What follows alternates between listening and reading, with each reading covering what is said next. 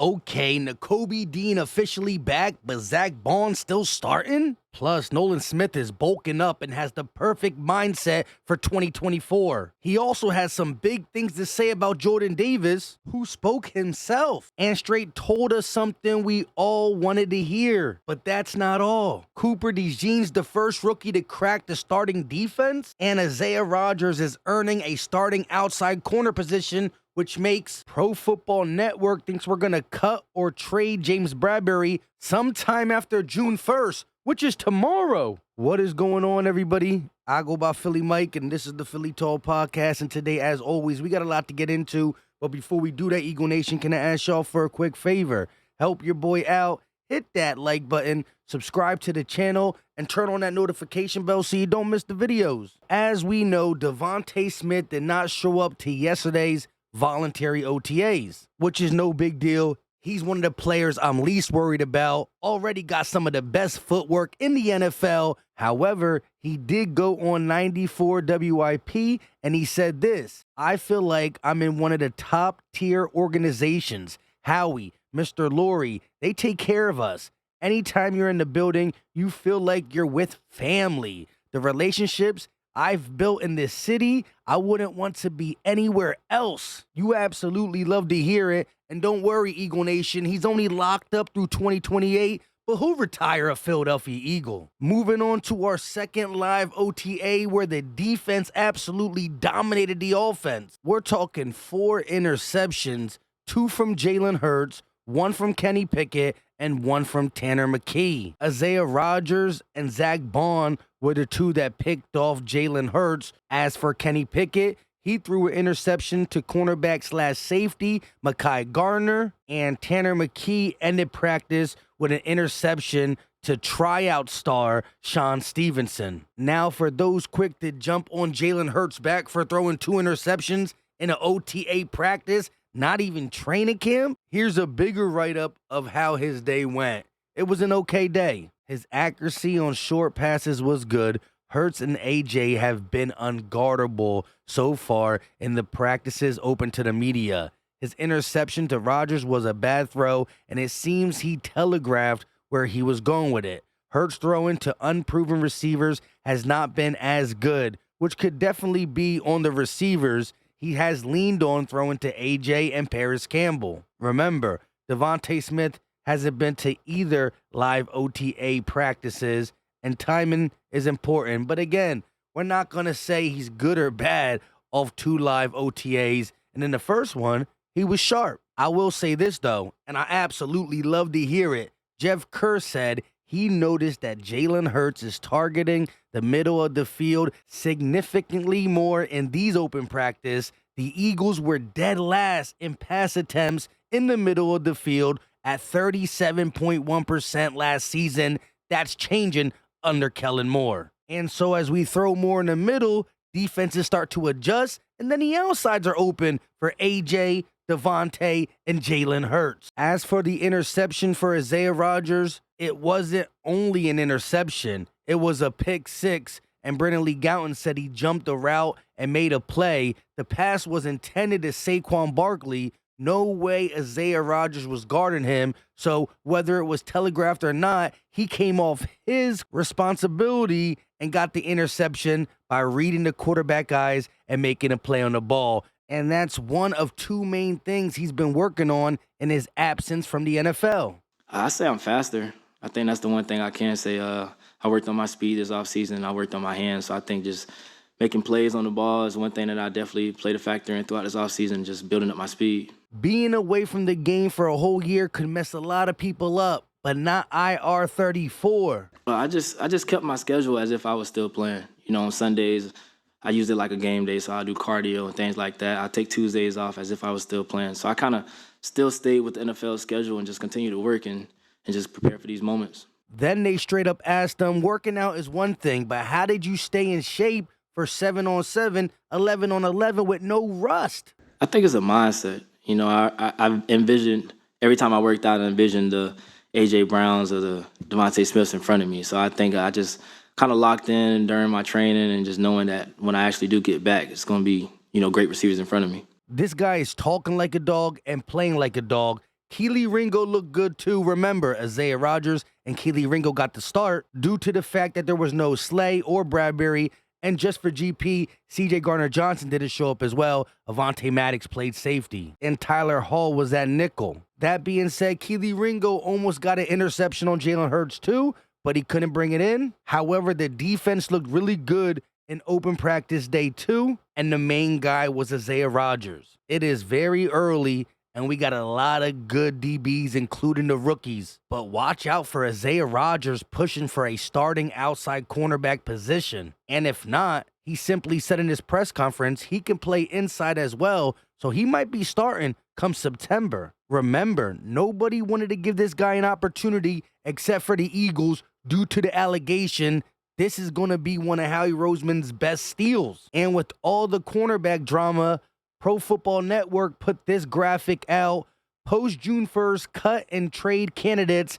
He got guys from the Patriots, Broncos, Giants, Panthers, Saints, and Seahawks. But look at the Eagles guy. Of course, James Bradberry, with all the good play and competition and his contract and age. We'll see what happens, but it's definitely in play for the Philadelphia Eagles, especially if somebody in camp for another team gets hurt. I think Bradberry got some gas left in the tank if he's in the right situation, but we just got so many talented players. I mean, we haven't even talked about the rookies.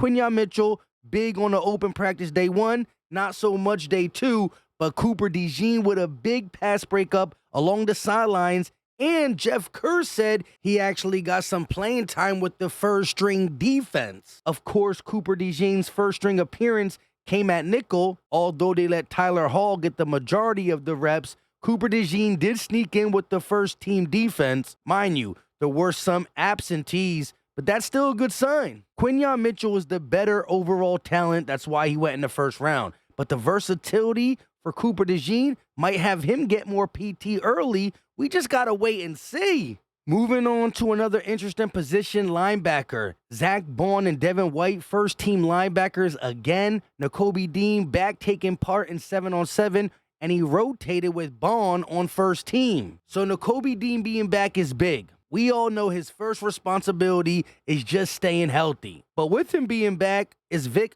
Fangio putting Zach Bond on the field because he's more comfortable with him since Nakobe's just getting back? Or because right now, in Fangio's mind, Zach Bond is higher on the depth chart than Nakobe Dean? What do y'all think? Again, I'm a Nakobe Dean fan, but he got to earn it for sure. Brandon Lee Gowton then tweeted, Dean did rotate in with the first team in 11-on-11, replacing Devin White instead of Zach Bond this time. So Fangio playing with some mixed match packages. I know some of y'all want to hear what's going on with Jeremiah Trotter Jr.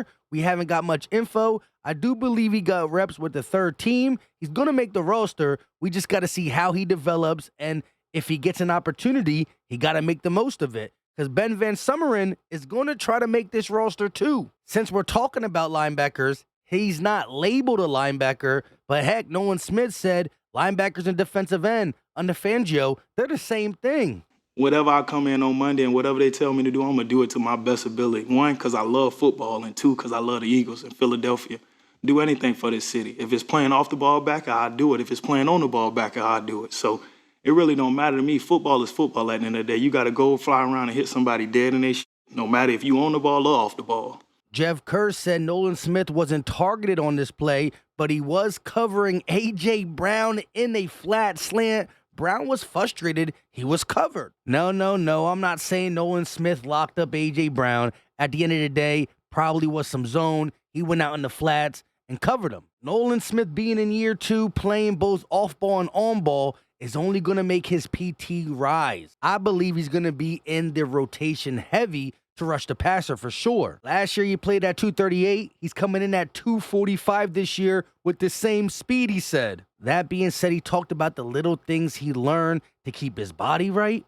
Man, you know, a lot of people don't know, like, look at her feet. They all scrunched up between. That's bad for all your Achilles and toes and stuff. And I didn't know that till I got to the league. So I put on toe spacers, lifting toe spacers, make sure my knees and stuff right.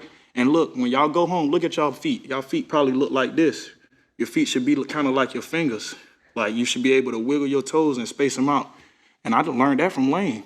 Would you look at that? How he know how my feet look? He talked about how much he learned from Hassan Reddick. That's going to make him better in year 2. Oh, yeah. Bryce is an amazing guy, and so is Hassan. I learned so much from Hassan. So if you're trying to get me to say something bad about Seven, man, I love Seven to death because he gave his all to me.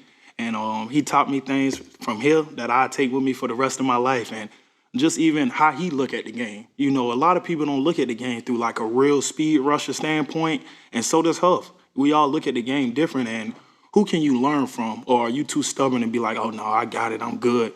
No, you always got to be a learner, and I learned that from BG. He talked about Lane putting him on things that tackles do, just really getting a better feel for the game, and we can't even say he wasn't good last year. He only played 16% of the snaps because how deep we were. He's going to get his opportunities to get at the quarterback, and I got him having at least 6 sacks, but I do think we're going to use him off ball a little bit, and by week 1 and 2, he'll be around 28 to 35% of the snaps, and then by week 4, 5, 6, he'll be up to 40, maybe 50%, and a key contributor both off ball and on ball. However, listen what he said about Jordan Davis. If you can't tell, that boy look good. He nice and slim. He running around. He doing box drills like it's nothing.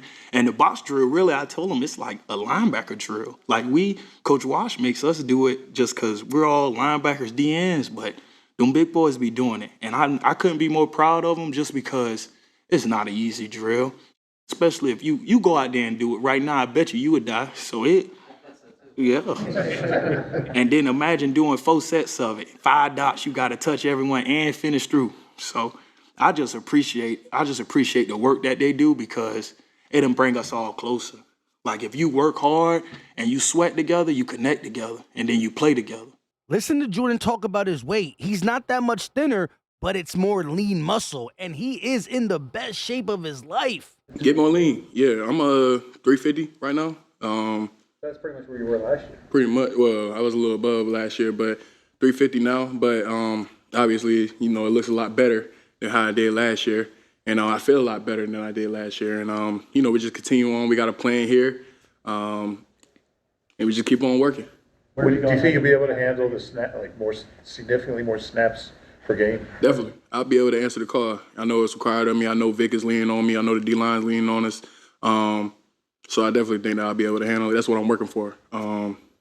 Nobody's coming to save us now. So, we got to put the load on our backs.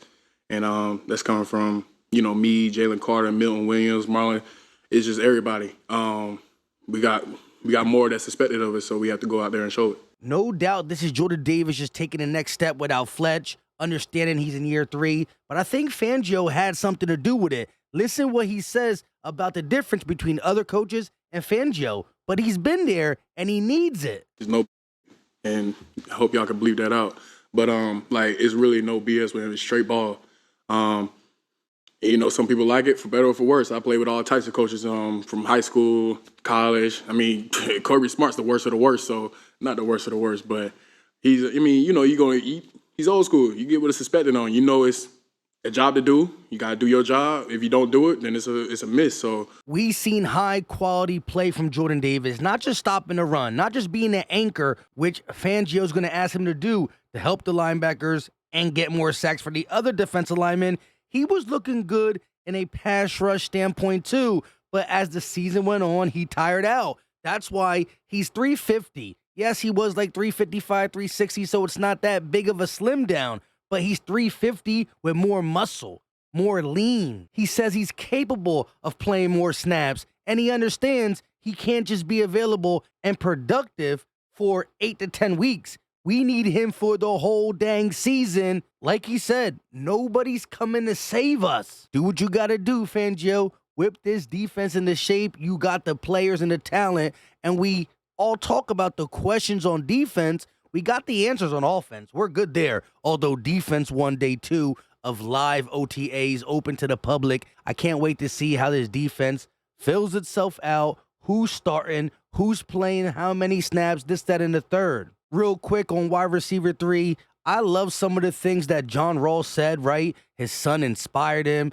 His routes look more crisp. They said he made a couple plays at OTA for sure. I'm rooting for him to get back in the NFL. I just don't know if it's going to be on the Eagles because Paris Campbell's here, Anais Smith, and we got a boatload of other wide receivers too. Although they might not be able to fill the slot out, we need roster spots. Anais Smith quickly becoming a fan favorite with his YouTube channel, but his game speaks for itself. At the end of the day, we haven't seen him because of the injury, but we will see him in training camp. So this battle is going to go pretty long. Paris Campbell, who's been targeted a lot by Jalen Hurts, also has the connection with Nick Sirianni and has that 4.2, 4.3 speed as well. I just want to see the best man win. With all that being said, I go by Philly Mike, and this is the Philly Talk Podcast.